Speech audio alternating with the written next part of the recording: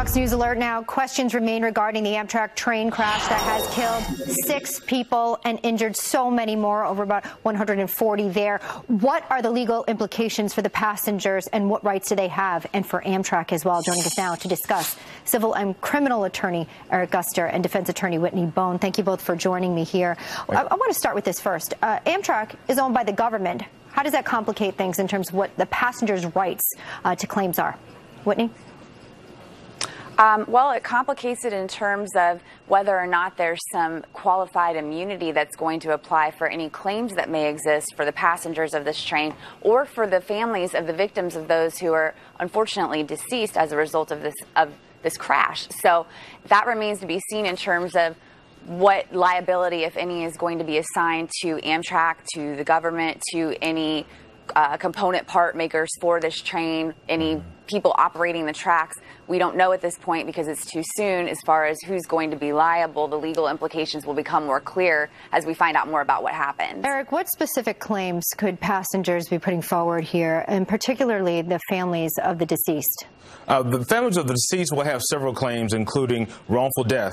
There may be product liability issues, which with crashes like this, oftentimes there's something that happened with the equipment, and we just don't know yet. That's why the NTSB, they're starting investigating it, and those types of reports will go to show exactly what happened in this crash. For example, if there was a wrong switch, if the switch did not work properly, or if it shifted to the conductor, if that person was sleepy and was not paying attention, that would shift liability to them. So there is liability somewhere because trains are not supposed to derail. But the question is exactly who's to blame. Should trains have seatbelts? You know, they do in Europe right now. I mean, is the federal government going to be liable here for not providing seatbelts to passengers on trains like this?